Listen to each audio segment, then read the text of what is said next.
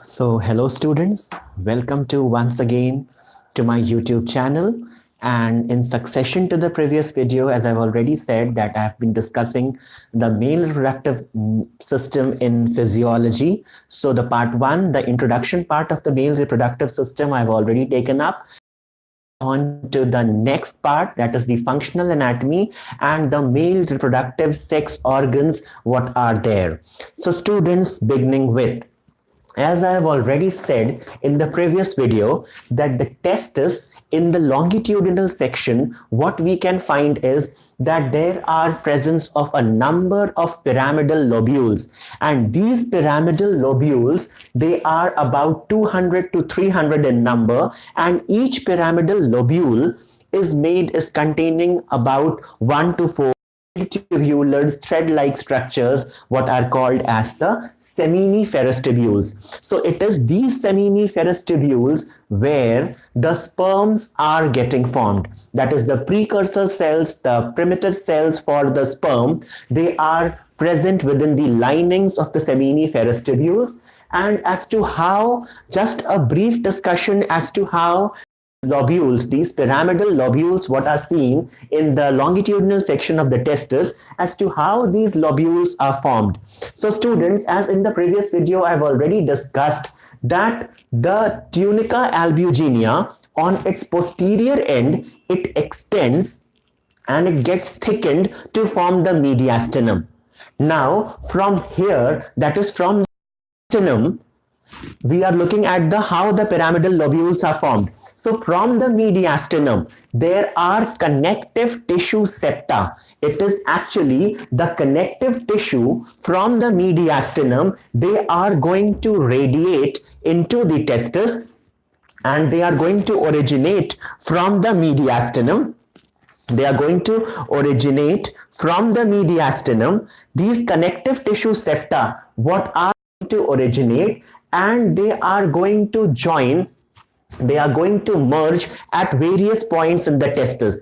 So these connective tissue septa, what are originating from the mediastinum, they are actually responsible for the division or the bifurcation of the various pyramidal lobules what are seen. So from the mediastinum, the connective tissue septa, which is called as the septulae testis. So these septulae testis, these connective tissue septa, they are going to radiate and into the testis, and they are ultimately going to join the tunica albuginea. So from the mediastinum, the connective tissue septa are radiating, and ultimately they are going to join the tunica albuginea at various points. Thus, because of this, the testis is divided into a number of pyramidal lobules.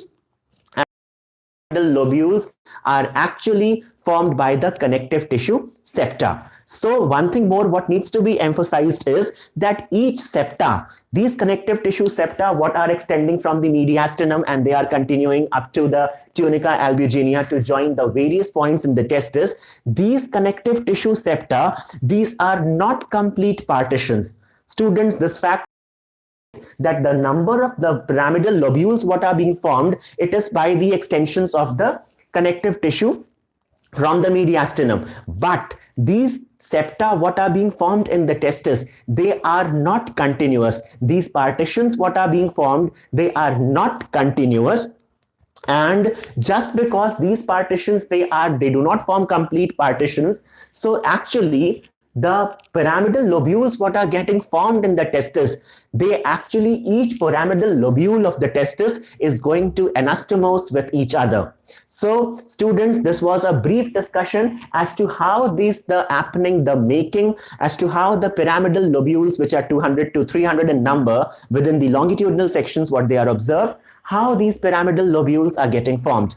Now students, as we have already said that these pyramidal lobules are going to contain 1 to 4 number of seminiferous tubules, and from these seminiferous tubules, the seminiferous tubules are going to emerge and they finally enter into the rete testis. So actually in the previous video I've already discussed that these rete testis, these are thin walled channels through which the seminiferous tubules enter here. And from the rete testis, as I've already said, that from the once the seminiferous tubules enter into the mediastinum with the rete testis, 8 to 15, actually the vas efferents what are emerging from the mediastinum, actually 8 to 15 number of thin tubules which are called as the vas efferents, they emerge out, and they form a highly coiled and a convoluted structure which is going to form the head of the epididymis. Now these coiled vas efferents, they ultimately join and coalesce with each other. They join, and at the head of the testis they are going to form the epididymis. And these, the structures, the epididymis, at from the head of the epididymis is formed, and finally the head of the is going to converge into the duct of the epididymis. So finally, from the epididymis, where the the vas efferents are going to converge and they are forming the epididymis. From the head of the epididymis, it is actually a highly convoluted structure, that is the duct of the epididymis is formed. Now, discussing about in one line, talk a brief line about the epididymis, that the duct of the epididymis is a highly convoluted tubule with a length of about 4 meters.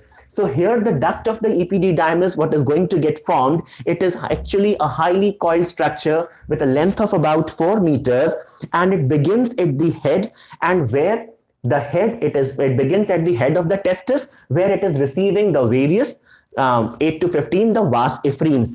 Now finally, the duct of the epididymis, okay, the duct of the epididymis, what is being getting formed, it is from the vas deferens is going to originate, and this vas deferens, which is also called as the spermatic duct or the sperm duct, this vas deferens from the duct of the epididymis will emerge out and will enter into the abdominal cavity, and will enter into the abdominal cavity, where it is going to join with the duct of the seminal vesicle to form the ejaculatory duct. So students, this was a brief functional anatomy what I've discussed. Now in a gross section, if looking at the gross section, so this is the schematic diagram what I have drawn. So students, focusing up to the schematic diagram, as you can see in the diagram, what I have tried is to that this structure what I have drawn, it is the penis,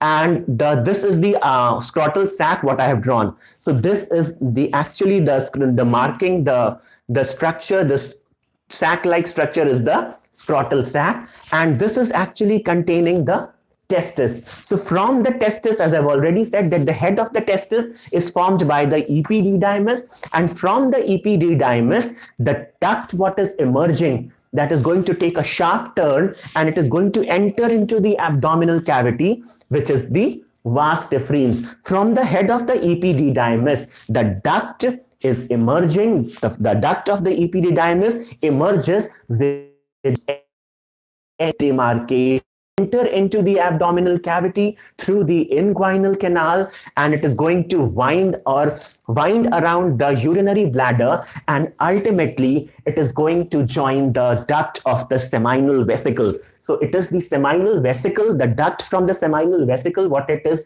the vas deferens is going to join with the duct of the seminal vesicles. The seminal vesicles has its own secretions, and the duct, the vas deferens, the terminal portion, the fact what needs to be emphasized, that the terminal portion of the vas deferens is having somewhat a funnel shaped or a swollen structure, which is called as the ampulla. So as I have already drawn, that this swollen portion, as you can see, that this vas deferens is continuing, it is winding around the urinary bladder, and finally it is forming a thickened or a structure which is called as the ampulla. So finally, before joining with the duct of the seminal vesicle, the vas deferens is going to have a swollen, thickening knob.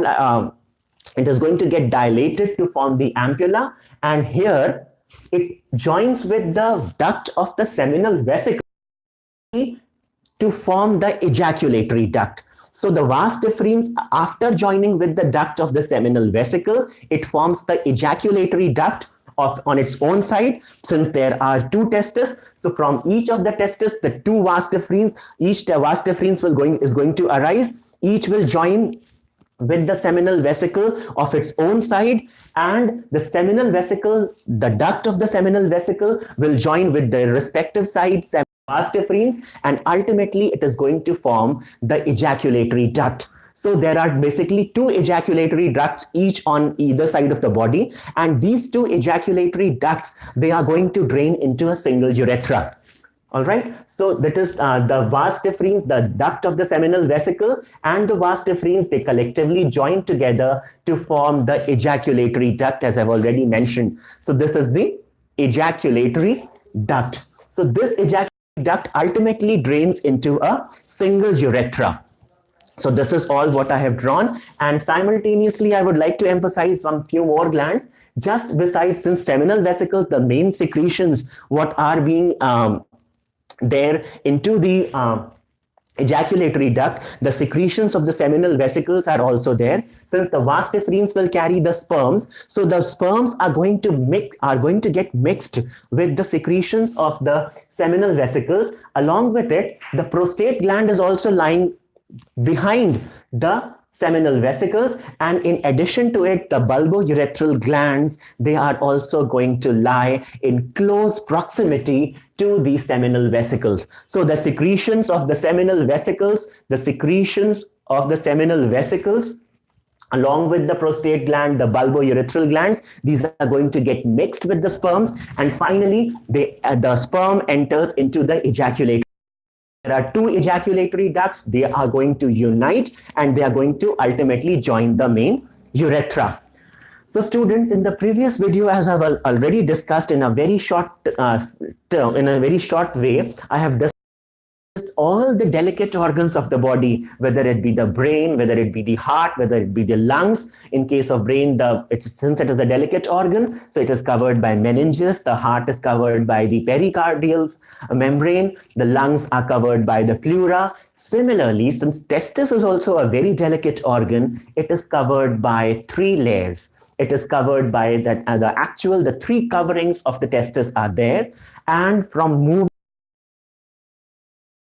when moving from inside to outside, what we can see that each testicle is covered by the three layers. So moving from inside to outside, the first layer, the innermost covering of the testis, is called as the tunica vasculosa.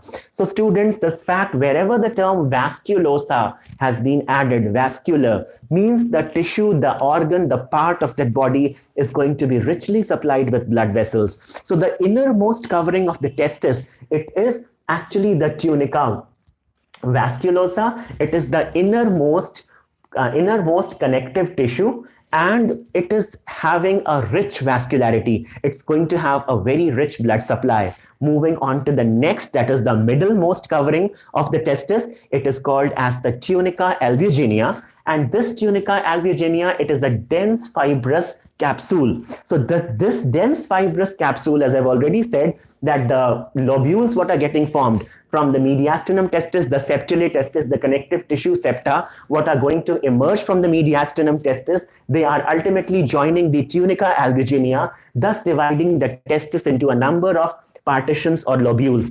So it is the tunica albuginea, which is the middlemost fibrous dense capsule. Moving on to the last but not the least, that is the outermost covering of the testis. It is the tunica vaginalis, and this tunica vaginalis is further subdivided into two layers.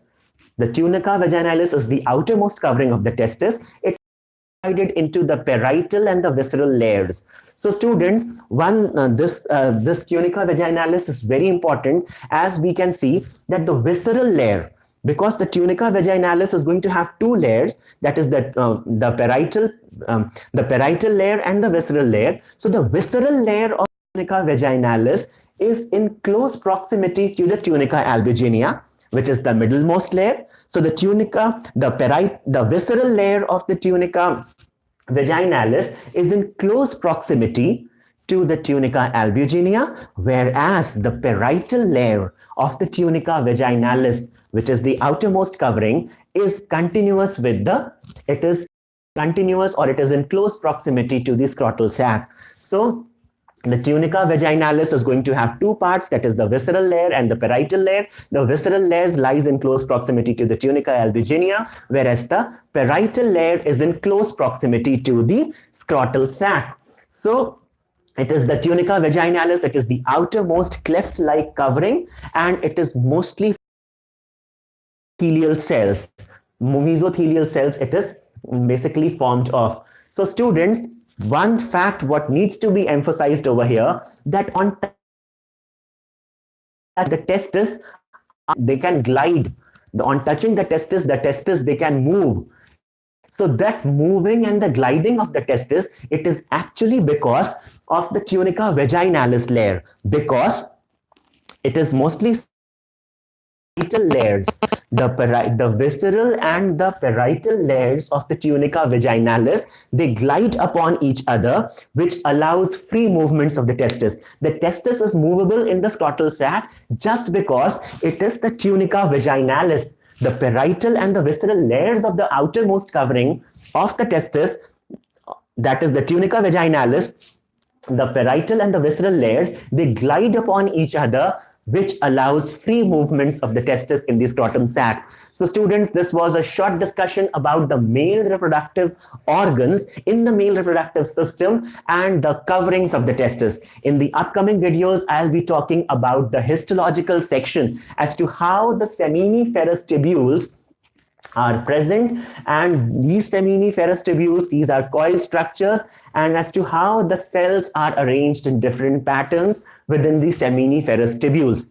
One thing more, these seminiferous tubules, they are going to lie in the pyramidal lobes. So they are within them, the spermatogonic cells, the spermatogonia are going to lie, and they finally pass through different stages to form the mature sperms. So just outside in the connective tissue stroma, outside this fibrous capsule, this pyramidal lobes, what you can see.